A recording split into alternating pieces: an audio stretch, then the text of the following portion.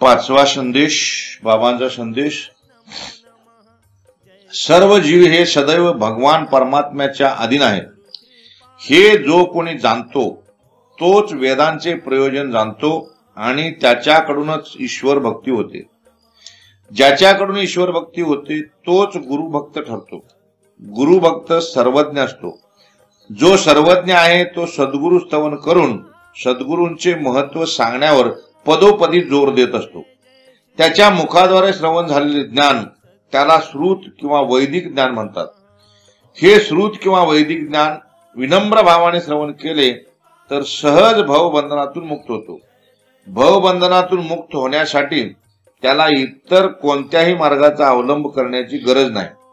ज्याने श्रुत ज्ञानाचे भक्तिभावाने श्रवण केले आहे त्याने ईश्वरी प्रयोजन गाठलेले असते. गुरुभक्ताकडून श्रुत ज्ञानाचे श्रवण होत असताना अधिक काहीतरी मिळेल या हव्यासापोटी इतर मार्गाचा वापर होत असेल तर त्याला काहीच प्राप्त होत नाही. कारण गुरुभक्तावर अविश्वास दर्शवल्याने तेल पण गेलं आणि तूप पण गेलं, हाती धुपाटणच राहतं. ज्याने ईश्वरी प्रयोजन जाणले आहे त्यालाच आध्यात्मिक भक्तियोग साध्य होतो. यूज अँड लिव्ह वापरा आणि सोडून द्या. निसर्गातील प्रत्येक घटनेला किंवा वस्तूला माध्यम करणे हा कर्मयोग आहे.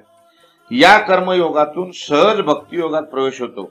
भक्तियोगाच्या प्रकाशात अज्ञानरूपी अंधकार राहू शकत नाही. म्हणून भक्तियोग आहे तेथे भौतिक विकार असू शकत नाही. संतांच्या पायी हा माझा विश्वास या युक्तीने राहिल्यास अत्यंत चतुर आणि बुद्धिमान होऊन राहता येतं. जन्म मरणाच्या पापातून मुक्त होण्यास संतांवर विश्वास हाच एक पर्याय आहे. साधकाने अंतकरणातील दुबळेपणा यावर मात केली पाहिजे. दुबळेपणा हाच अधपतनाला कारणीभूत आहे. भौतिक प्रकृतीवर स्वामित्व गाजवण्याची किंवा माध्यमाला वस्तू करण्याची प्रवृत्ती हाच दुबळेपणा आहे. अशीच दुबळेपणाची व्याख्या केली आहे. या दुबळेपणामुळेच माणसाचे अधपतन होते. सहावा संदेश, बाबांचा संदेश, साधकाने अंतकरणातील दुबळेपणावर मात करण्यासाठी संतांना ओळखून समर्पित झाले पाहिजे. त्यामुळे अधपतन होण्याची भीती नाही. एक ओळखणं आणि दुसरं समर्पित होऊन प्रेम करणं असे भक्तीत दोन टप्पे येतात. देवावर प्रेम करता येतं पण देवाला ओळखता येत नाही, हे एक दुर्दैवच आहे. अर्जुनाचे श्रीकृष्णावर प्रेम होतं, श्रीकृष्णाला समर्पित सुद्धा झाला होता, पण श्रीकृष्णाला ओळखला नव्हता. म्हणून भगवान श्रीकृष्णाला सारखे प्रश्न विचारत होता. प्रश्न विचारणं हे भगवान श्रीकृष्णाबद्दलचं अर्जुनाचं अज्ञान होतं. नवे नवे श्रीकृष्णालाच उलट ज्ञान सांगण्याचा प्रयत्न करत होता. म्हणजे अर्जुनाचे किती अज्ञान.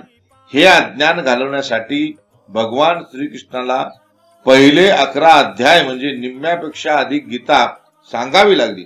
11 अध्यायापर्यंत श्रीकृष्ण म्हणजे सर्वसाधारण लढाईचं ज्ञान असणारी व्यक्तीच आहे अशी अर्जुनाची धारणा होती. अर्जुनाचे श्रीकृष्णावर प्रेम होतं. श्रीकृष्णाला समर्पित सुद्धा झाला होता. पण श्रीकृष्ण या व्यक्तीचं मोठेपण त्याला ओळखता आलं नव्हतं. म्हणून तो घाबरला होता. जेव्हा श्रीकृष्णाची खरी ओळख झाली तेव्हा त्याची भीती निघून गेली. म्हणून जरी व्यक्तीवर प्रेम केला, त्याला समर्पित झाला, तरी त्याचे मोठेपण ओळखता आलं नाही तर भक्ती होत नाही. व्यक्ती आणि व्यक्तीचं मोठेपण ओळखून जर प्रेम केलं तर ती भक्ती ठरते. म्हणजे भक्तीसाठी व्यक्तीचं मोठेपण ओळखून प्रेम करावं, मग त्याला मुक्तीची सुद्धा गरज नाही.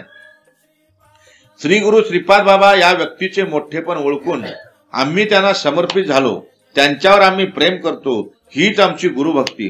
गुरुभक्तीत ज्ञान राहत नाही किंवा भक्तीत ज्ञानाला प्रवेशच राहत नाही, तेथे अहंकार तरी कसा राहील. म्हणून गुरुभक्तीत अधपतन संभवत नाही. म्हणून रोज नित्य सद्गुरु भजन केल्याने अधपतनाचा धोका टळतो. सातवा संदेश, बाबांचा संदेश, भगवंताने आपला स्वीकार करावा यासाठी प्रयत्न करणं म्हणजे साधना. भगवंताने आपला स्वीकार करणे म्हणजे ईश्वरी साक्षात्कार. ज्याला विषय प्रयोजन आणि कर्माचा संबंध समजला, जो चांगला आणि सूक्ष्म विचार करतो त्याचाच भगवंताकडून स्वीकार होतो. भगवंताने ज्याचा स्वीकार केलाय त्याच्याकडे मागणे ही इच्छाच नसते. त्याला कुठल्या पुरस्काराची, पदवीची किंवा लौकिकाची गरज नसते. भगवंताचं निरंतर स्मरण हीच भक्ती. निरंतर स्मरणात रूप दर्शनाची आवश्यकता राहत नाही. त्यातच जीवन सफल झाल्याचा अनुभव मिळत राहतो. जीवन सफल झाल्याचा अनुभव येत असेल तर त्याला कसली इच्छा राहील का? 8वा संदेश, बाबांचा संदेश. मिळालं नाही, मिळत नाही आणि मिळणार नाही याची खंत आहे आणि मरणाची भीती आहे त्याला माणूस म्हणायचं. ज्याला मरणाची भीती नाही आणि त्यांना संत म्हणायचं. आता या विश्वात्मक देवे साधक मंडळींना कसली खंत नाही किंवा मरणाची भीती नाही. ही मंडळी माणूस म्हणून राहिलेली नाहीत. म्हणून तर यांच्या मुखातून वेदांत बाहेर पडत आहे. आनंदाचा स्रोत बनून ही मंडळी वावरत आहेत. जगद्गुरु संत श्रीपाद बाबांना ही मंडळी प्रसन्न करतायत. हेच या सर्व मंडळी संबंधी सांगावंसं वाटतं. आता न फिरे माघारी, बैसले शेजारी गोविंदाचे.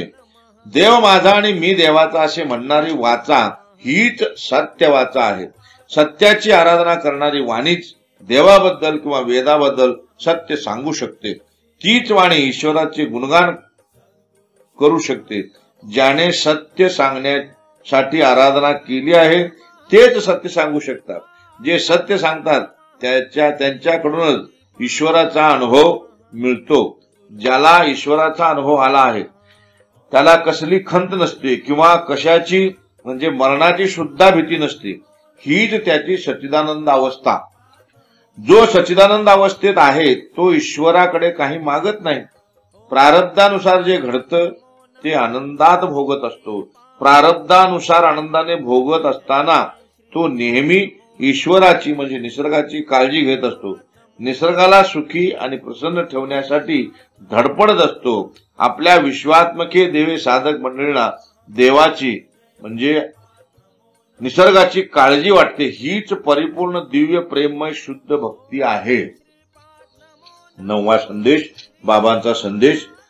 आपल्याला जे जे शुभ किंवा अशुभ आढळतं त्याचे मूळ सद्गुरूच असतात. जी गोष्ट सद्गुरूमध्ये नाही ती गोष्ट स्वतःहून भौतिक जगतात कधीच प्रगट होत नाही. म्हणून चांगल्या आणि वाईट गोष्टीचा अनुभव देऊन ओंजारून गोंजारून साधकांना अष्टपैलू बनवण्याचे कार्य सद्गुरू करत असतात. सद्गुरू चांगलं म्हणतात की वाईट म्हणतात याकडे लक्ष न देता अष्टपैलू साधकाचे नित्य नियमित सद्गुरू भजन व्रत चालूच असतं. ज्यांना सद्गुरू ऐश्वर्याची आणि योग शक्तीची वास्तविक खात्री पटलेली आहे ते सद्गुरू कार्य पद्धतीवर कधीच शंका घेत नाही. सद्गुरू ईश्वर प्रयोजनाप्रमाणे आपली जीवनगाथा चालू असते यावर ते ठाम राहून प्रापंचिक सुख दुःखाचा विचार न करता सद्गुरू भजनात रममान असतात. अनेक प्रकारच्या वेगवेगळ्या अभिलाषा घेऊन अनेक साधक सद्गुरूकडे येत असतात. पण सर्वांकडून सद्गुरूंची एकच अभिलाषा असते की प्रत्येकाने विषय प्रयोजन कर्माचा संबंध समजावून घेऊन चांगला आणि बारीक विचार करावा. एखादा तरी भाद्दर हे समजून घेईल यासाठी बरेच दृष्टांत सांगून सिद्धांत प्रगट करत असतात. संतांचे असे कार्य असते की ते डोंगर पोकळून उंदीर शोधत असतात. असे आपण स्वभाव सिद्ध कर्म या कर्मा भावाबद्दल या भगवत भाव मधील प्रकरणात म्हटले आहे.